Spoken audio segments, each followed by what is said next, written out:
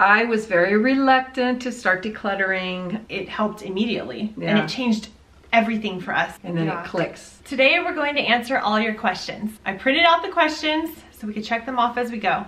Number 1, I find that sentimental items are hardest to declutter.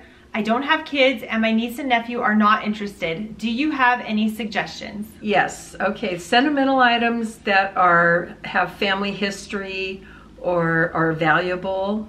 What I would do if you didn't want them, which I've done, I've kept them for myself, some of them I would write the history on a piece of paper and tape it and put it in a box.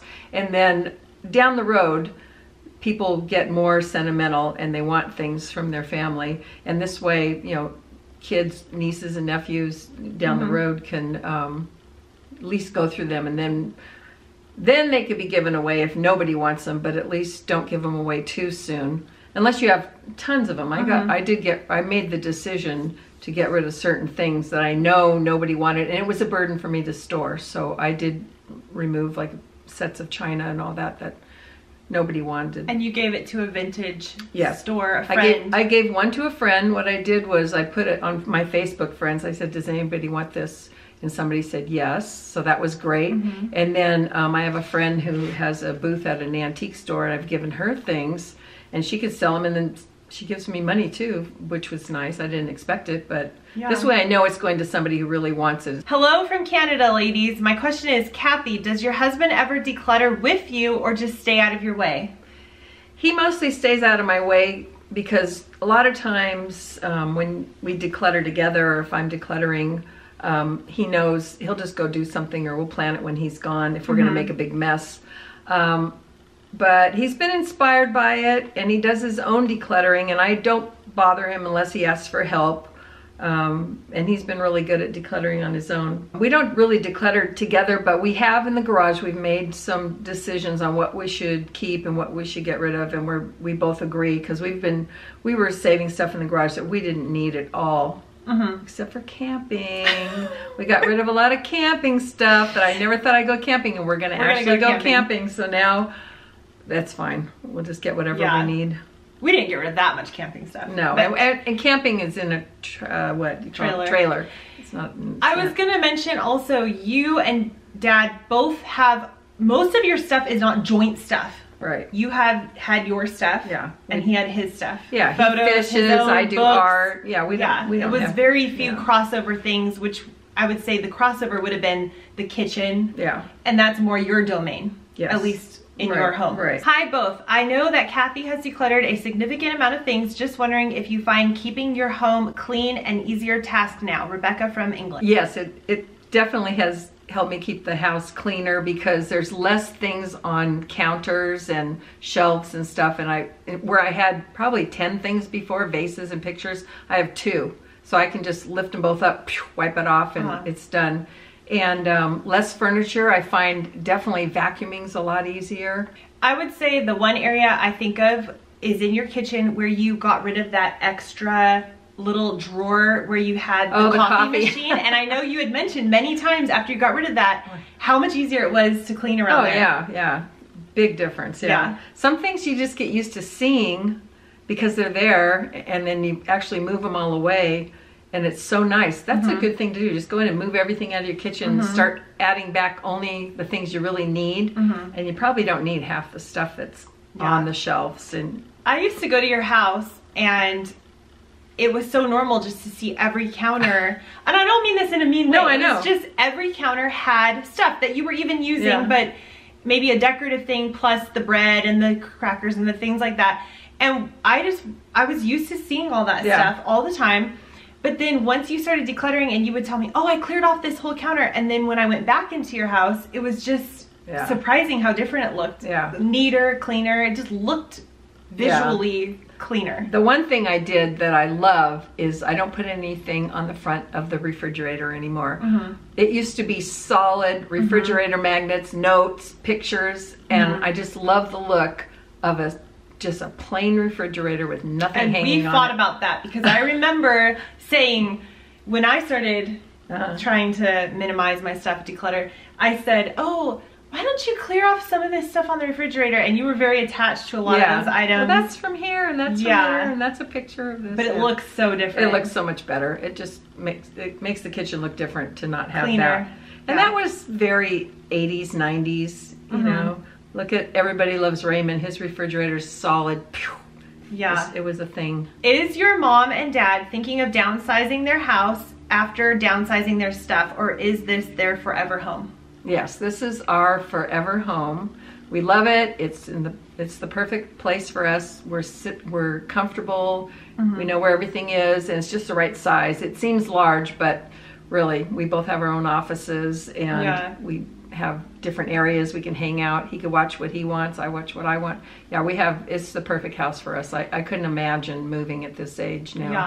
Yeah, and I just want to mention, because of where we live in California, when you think of downsizing, I think a lot of people think you're going to save a lot of money. Oh, yeah. But if you got into the property market at a good time, 30 years ago, right, the odds are that you're really not going to save any money, because even if you downsize, a house now is going to cost you probably 3 or 4 times what you paid for your house 30 years ago. So I think it really depends on where you're at in that journey. Yeah.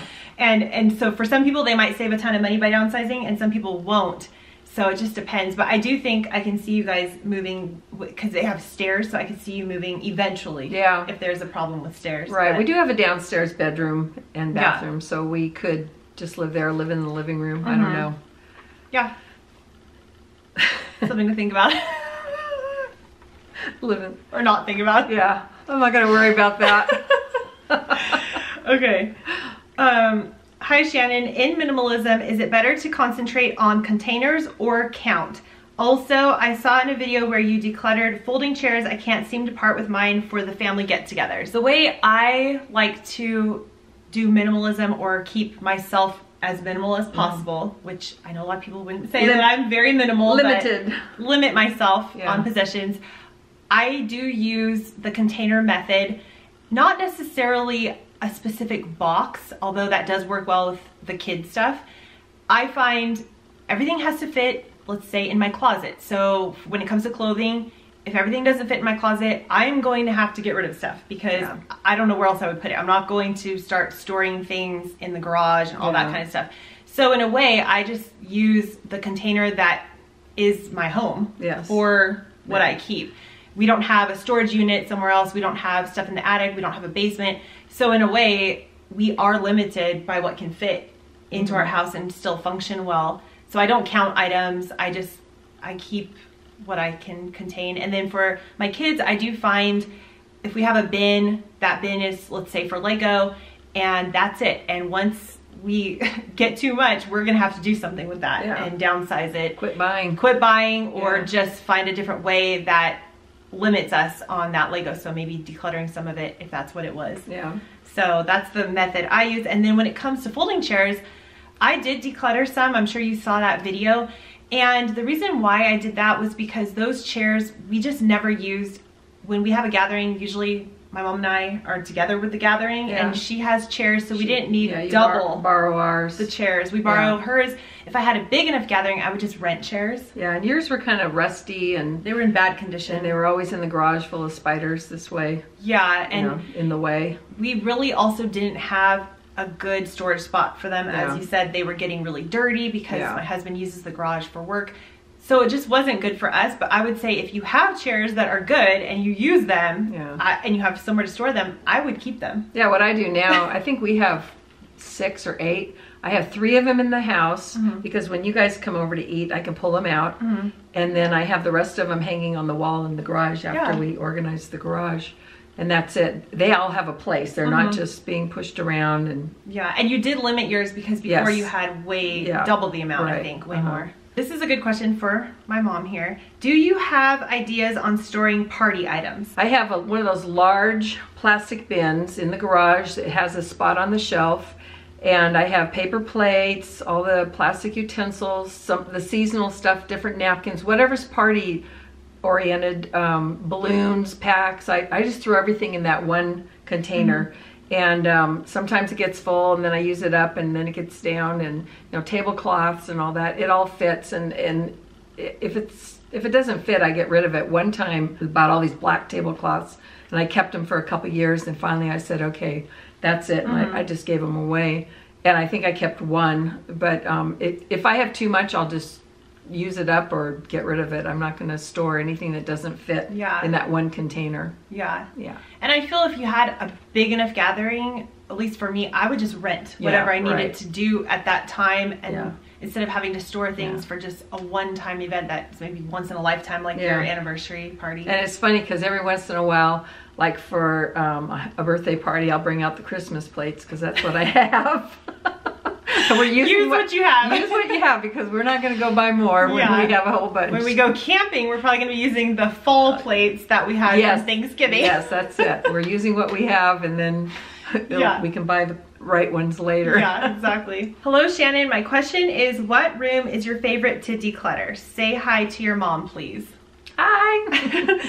So I think my favorite place to declutter in my home is probably my clothes, because I don't do it very often, but once a year, maybe twice a year, I go through, make sure I still like everything is fitting, and I just did a video on this. I'll switch some stuff around depending on the season. It helps me to know exactly what I have and inspires me to get creative with different outfits, or maybe wear things that I haven't worn in a long time. So I like decluttering my clothes, even though I may not get rid of a ton of stuff, but just going through it all, organizing it. That's kind of my favorite. Yeah. Mine, I don't really have a favorite, but I do look underneath my bathroom sink often and find things that I haven't used again, so I pull it out, get rid of it. And also recently I decluttered stuff in the kitchen, or I think the last time we did a Let It Go or something. We'll link it down below. So you'll have to find it. But so I got rid of these Reynolds baking bags, and then I thought I had done that, and a couple days ago I'm getting my coffee down, I look up and there are 2 boxes of Reynolds baking bags. I don't know how I missed them. More. Yeah. So that is so funny. I know. There are 2 more boxes. Yeah, 2 more boxes way up on the very top over the coffee area, the shelf. So anyways, I laughed and I thought I have to tell you about that. So oh my gosh. More Reynolds baking bags.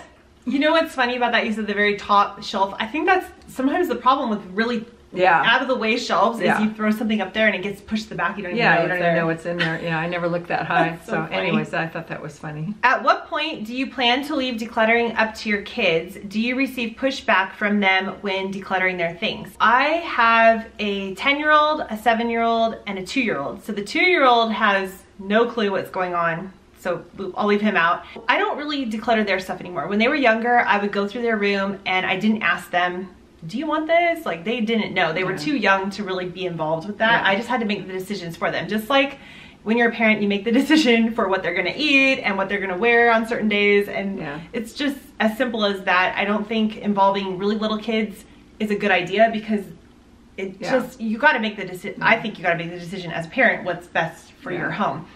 But now that they're older, they have their stuff that they like, and when I see that it's getting out of control in their room, I will go in and I will tell them, look, it's not fitting. So they have their own drawers, and if those drawers cannot shut, I tell them we have to get rid of stuff, because this is getting crazy. And she knows, because she comes over and sees it's not always perfect in there.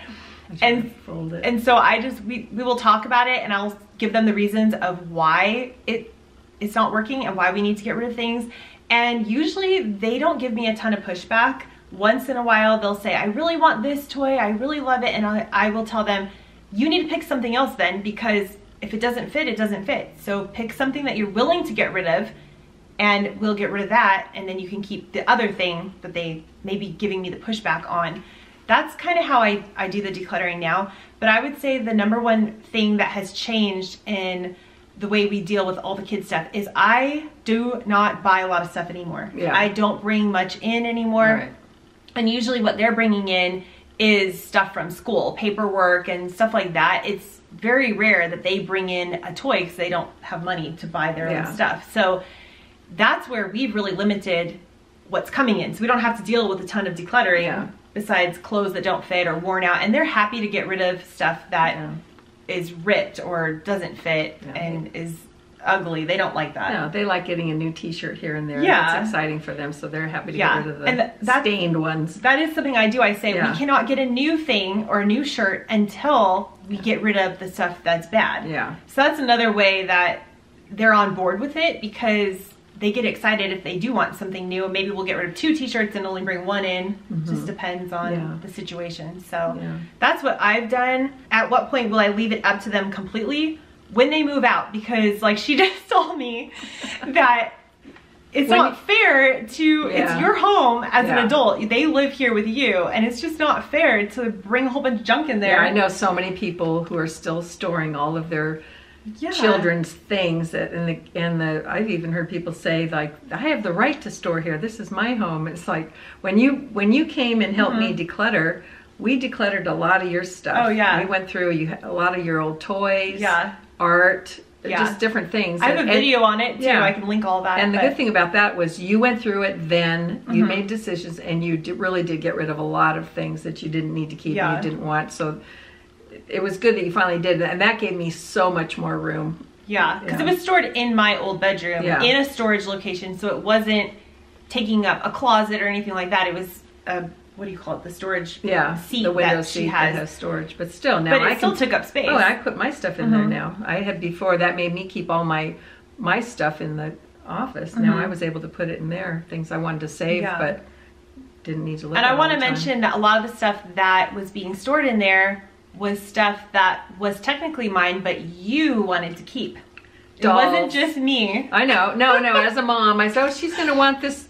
You're going to want this later. You're going to want your little dresses. You're going to want this and that. And it's like, you didn't want any of it, so he's got rid of it. I don't know how I'm going to fit into a 1-year-old's dress, because I didn't have any girls. You're supposed to have a little girl, and then you could have played with the dolls and stuff, but it doesn't matter. Yeah. Next question is, would you be open to sharing routines, your approach to meal planning, saving money, and recipes? I do have a video on the ways I've simplified my life, and my mom just mentioned that a lot of that is included in that video. Yes. So I will link that down below, and I will also link any videos that I think could pertain to that. And you have a few recipes, but you don't really have a lot of recipes, so. Right, I use other people's recipes mostly, but I do have a few recipes on my blog, which I can link my blog down below with the recipe section, but there's not a lot. Yeah, it's mostly other people's recipes. Okay, how do minimalism and simple living affect the financial cost of raising kids? I think it saves a lot of money. Oh yeah.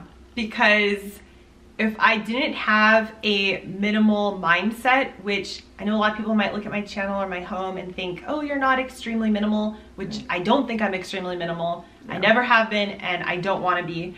But I do feel having a minimal mindset, so when I go to the store, I'm not thinking, oh, I could get that. Oh, that looks good. Yeah. I could get that. I could get all of it, because it's not necessarily a money thing. Yeah. It's more of, I don't want the items because I don't want to deal with them. I don't want to have to declutter them later or store them, organize them. And I think that applies to not only everything in our house, but the kids. So when and food, and when I too much. Right, I don't want to be wasteful. Yeah, right. And so I think just having a minimalist mindset, which is just coming at it from a different way of thinking, what do I really want to use? What do I really want to have in my home? What do I want to store? And with kids, it saves a lot of money, because I'm not going out and buying the newest toy, the latest, greatest clothing item. And they ask, and you go, no, let's just wait. And then they forget about it. Yeah. So, you know, you don't respond to trends. And, right. Recently, my 10-year-old and 7-year-old said, oh, we want one of those squashable animals. Oh, okay. And I just said, no, I mean, it's a trend. They have a ton of animals already, stuffed animals. And I just said, no, we're not adding any more. We already have enough, and that's where we're at. And even when my mom or someone wants to buy them something, I usually say, well, we need to get rid of something. Yes. Because we're going to limit it. Yeah. So it's just having that mindset, I think, will save you a lot of hassle, a lot of money. Right.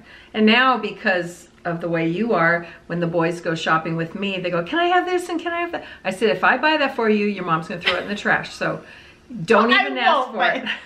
It's a threat, and they know it. But yeah, I just say no now. I don't feel, I used to feel like, oh, I have to buy them everything they asked for, and oh, wouldn't that be fun? But now I say, I see where it goes on the floor, so I'm not doing that anymore. What has been the hardest thing, physical item or habit, that you have had to change or get rid of along your decluttering journey, and why was it so difficult or hard? The hardest thing we had to get rid of? Yeah, or habit you had to change. What was the hardest? I feel, if I'm gonna answer for her, even though this might not be hers, but I think the hardest thing for her, maybe not the hardest item, but the habit, was getting started with decluttering. Oh yeah. Actually accepting that you wanted to. It was a slow process to get me to start to get rid of things that I didn't need. Yeah. I think that was, I mean, that's what I saw. Yeah. Maybe you have a physical item that was really hard to get rid of. Wasn't the crock pot. Even though I held on to it for quite a while, I finally got rid of it, and I don't miss it because I never used it. So, but it's things like that you think about at the time. There's nothing really that I've gotten rid of that it was hard or that I regret right now. I know, I'm trying to think of anything that I don't know. I can't think of one item. I just can't. Yeah. It's weird when you start decluttering.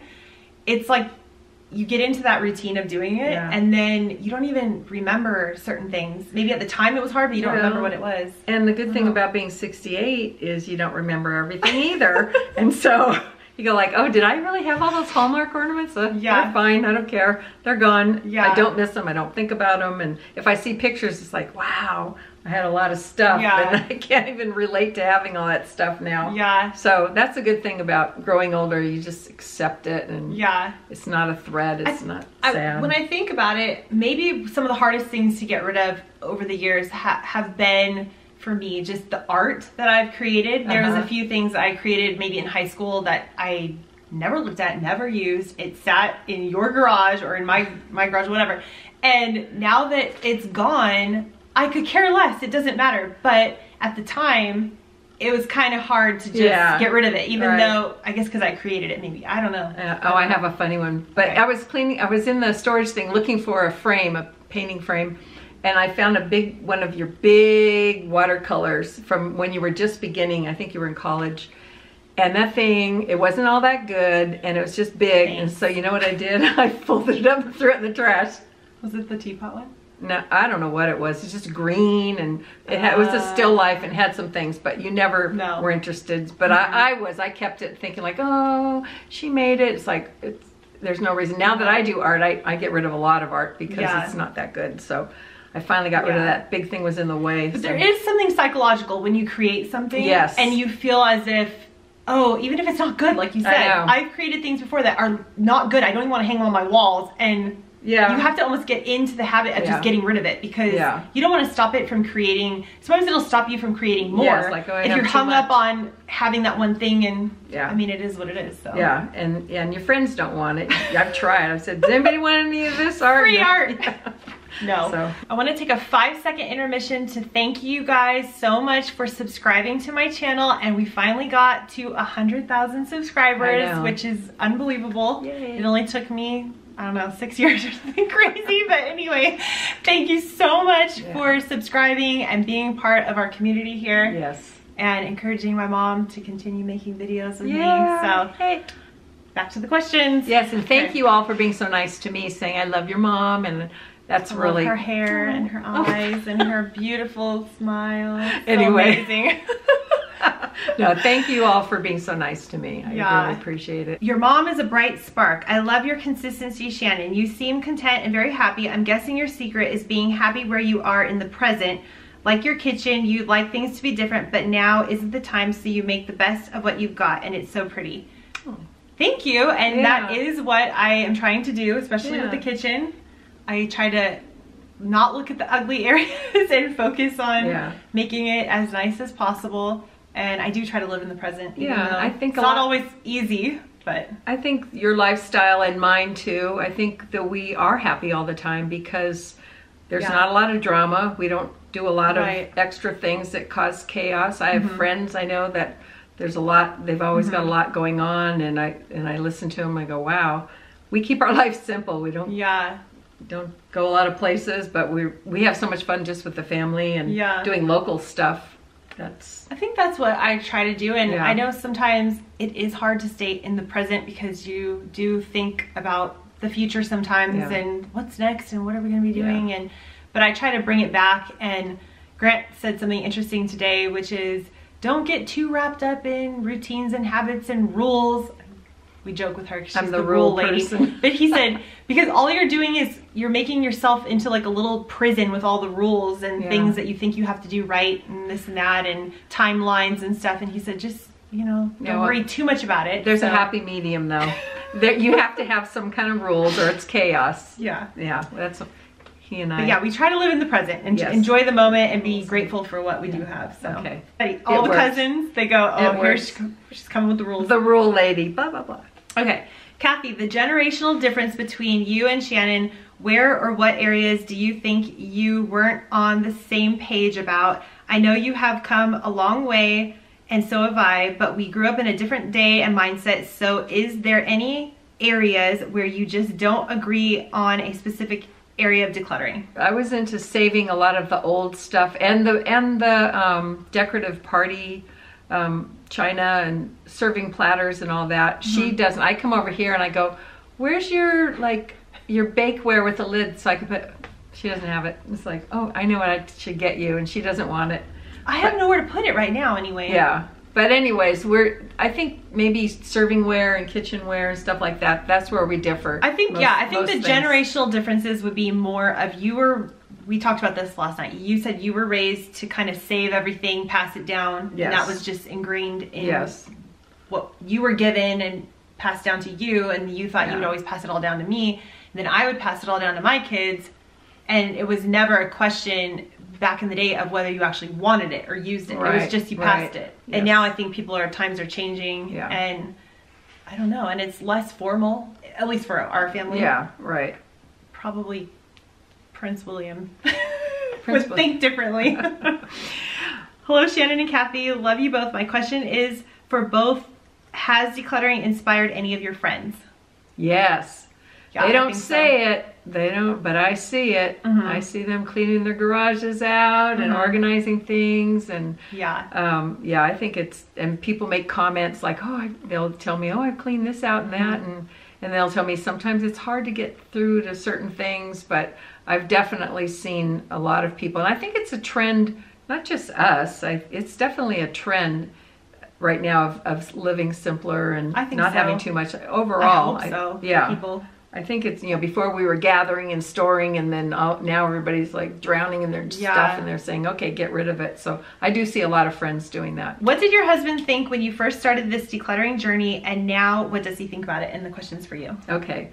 So he was kind of amused at first with all this clothes on the bed when we started the big declutter in the bedroom. And so he was impressed, amused, and then he got on board and he's very happy with it. He agrees with it. This question is for both of us. What made us finally start decluttering, and what words of encouragement can we give this person's mom? I was very reluctant to start decluttering. Shannon kept pointing things out and I kept getting defensive.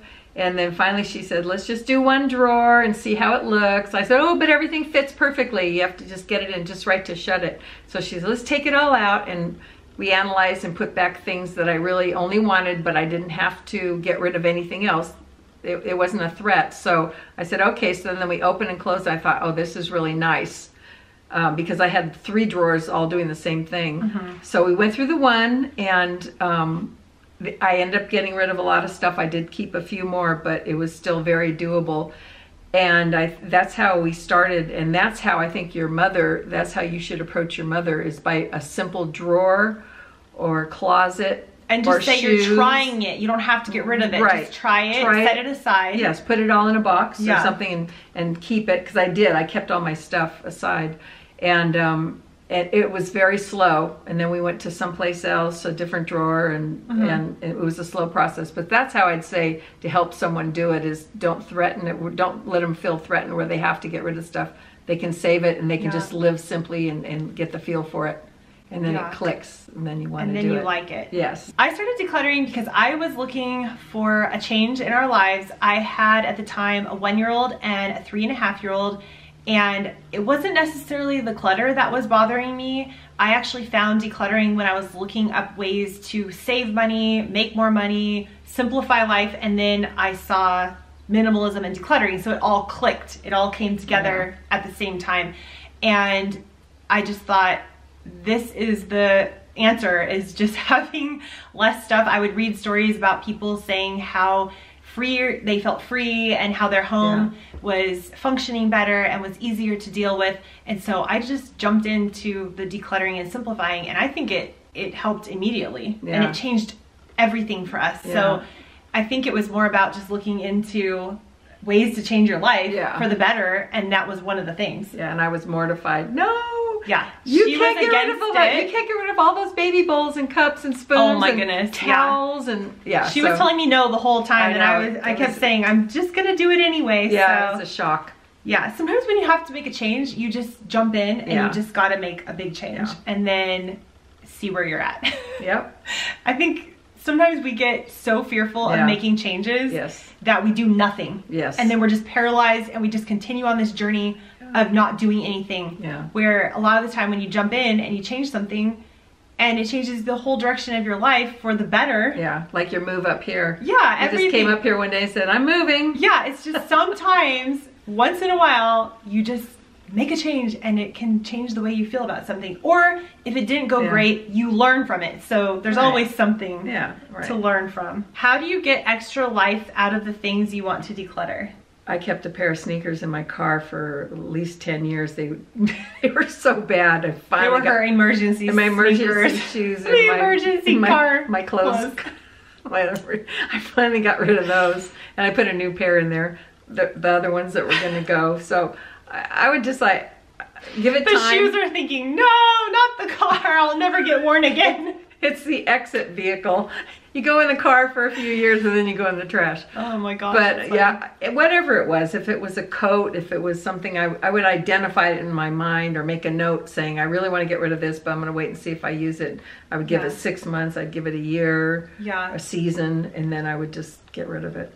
Yeah. And I think if we're trying to extend the life of something that maybe you're thinking of getting rid of, it depends on what it is. If it's something that can be fixed, maybe I'll fix it and get another few months out of it or a year out of it if it's a sweater that needs to be sewn up. Yeah. But I just decluttered a sweater that needed some areas fixed. Yeah. And I just thought, I looked at the sweater from an objective third-party view, and the sweater looked worn out anyway. I had bought it secondhand originally. Yeah. And I thought, I think I'm just gonna let this go. Oh, I know. And move on. And not have to try to patch it and get more life out of it. It just didn't seem like it was worth the time. Oh, I've done that before. I've taken dresses and I try to alter them and all that, and then they're a mess. I think of this dress, Frankenstein dress.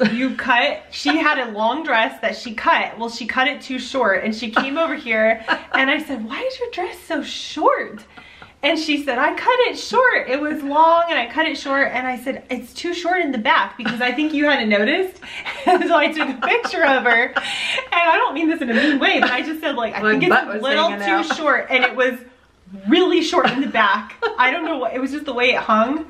And it went really short in the back. That was funny. And so you ended up getting rid of it. Yeah, I kept it for a while thinking oh, I'm gonna sew a piece of material back onto it. And then she said, maybe it'll become a shirt. Oh, I was gonna make a shirt out of it. Just keep cutting it. Finally, I think I might still have it in my closet. I don't know, but I think I finally got rid of it. Funny. I know.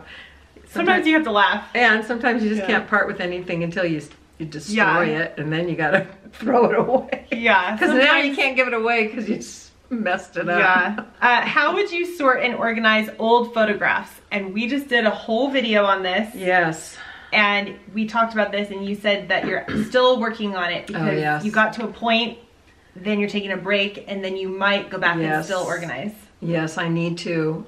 God, photos, they're in your head. You got to do them, but it's so time consuming and mentally consuming. Yeah, I did get very organized. I have a plastic container now with everything, and it's all by date. So now the next phase is to scan them. I still haven't done that. And but then I was looking. I thought photos were the last thing I needed to the last frontier.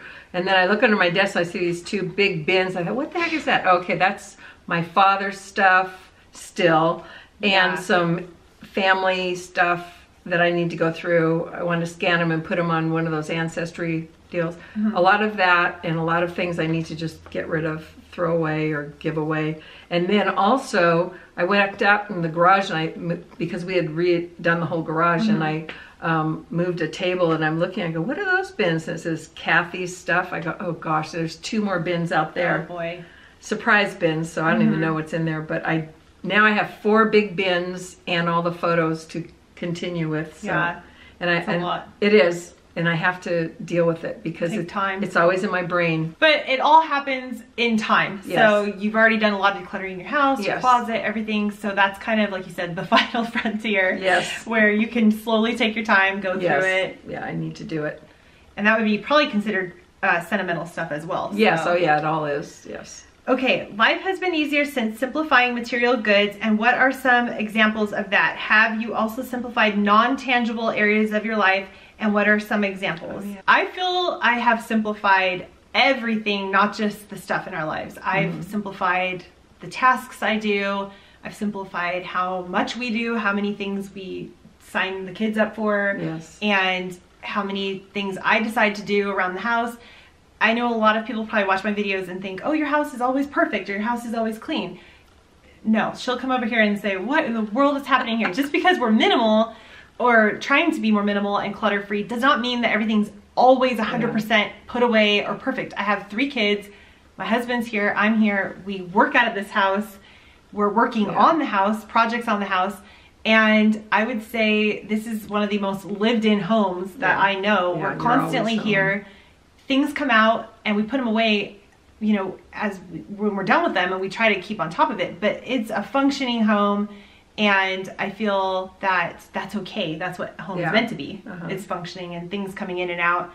And so, yeah, I feel I've simplified as much as I can. So some examples, I have a full video on how we've simplified everything. I can link it down below. But some examples would just be when I take something out, when I'm done using it, I try to put it away.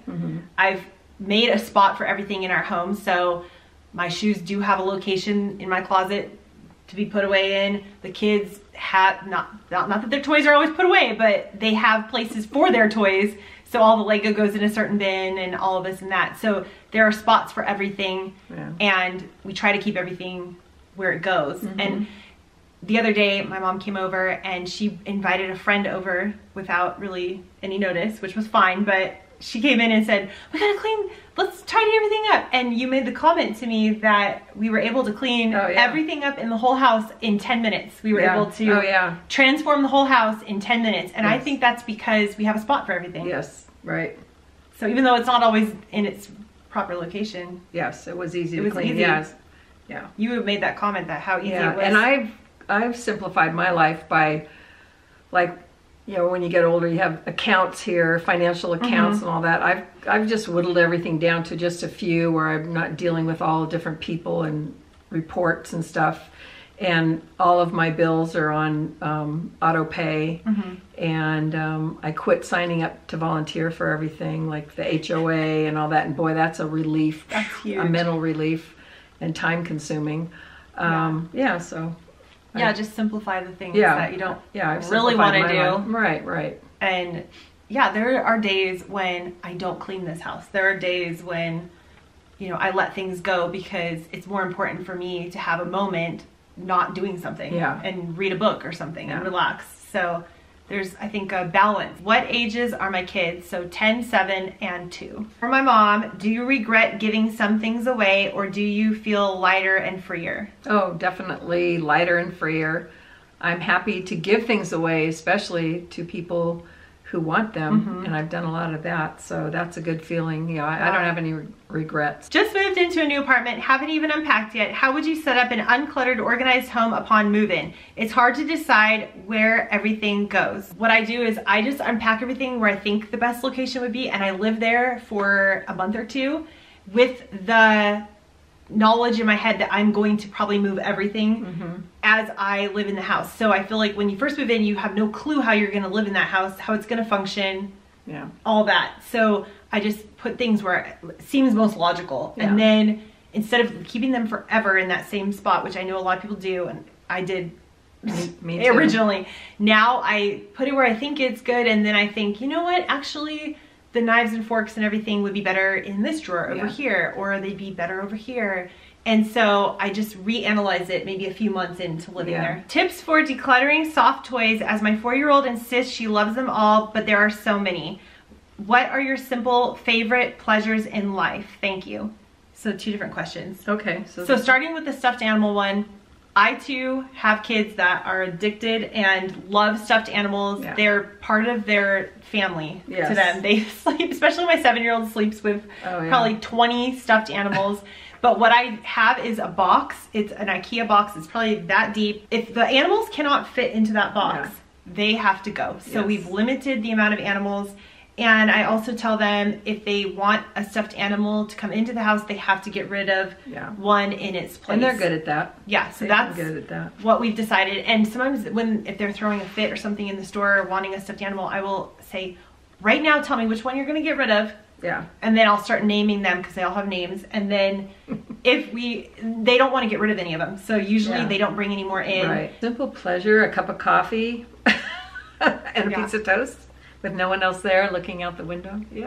What else? I was going to say, for me, it's like something along the lines of reading a book out in the backyard, or, I don't know, going for a walk sometimes. Mine's going out for dinner with a friend once in a while, because I don't do it very often. And simple pleasure, getting together with one of my friends, and we just like to laugh.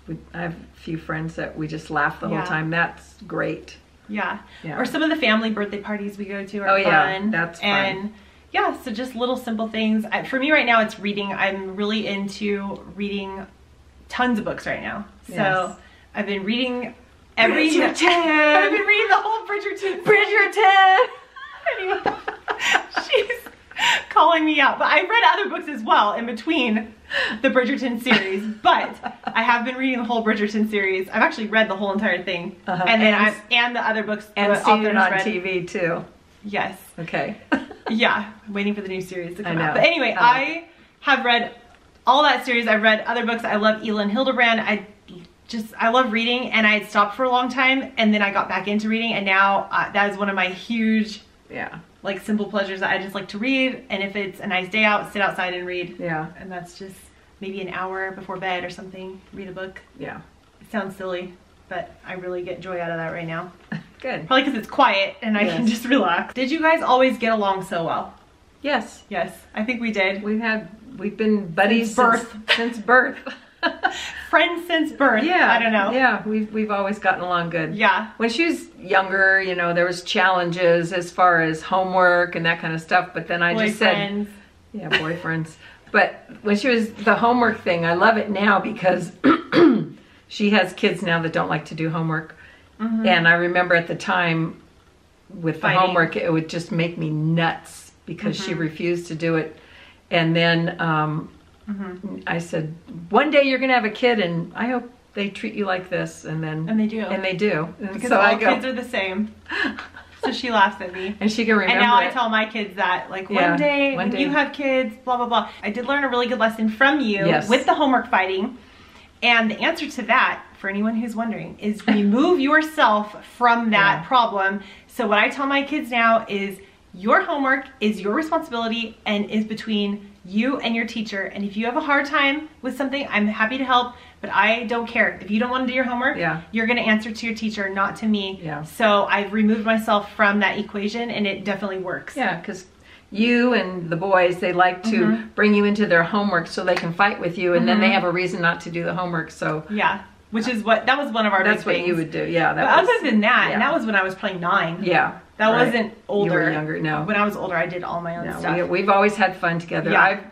She and I get together and we just laugh so hard about everything. Gosh, we have stories. I'm hysterically laughing. Stories. We have had a lot of fun together. We've traveled. We've had a really good time. So we get we see each other every day. And we talk, even when she lived in New Zealand for 3 years. We talked every day. We talked every day. That's when Skype. Every single day. We Skyped every day. I knew what was going on. She knew what was going on with me. So yeah, I'm lucky. I feel lucky too. Yeah. Thank you so much for joining us today, and I hope we were able to answer your question. If you're new here, you can hit the subscribe button to join our community, and we will see you in the next video. Goodbye. Bye.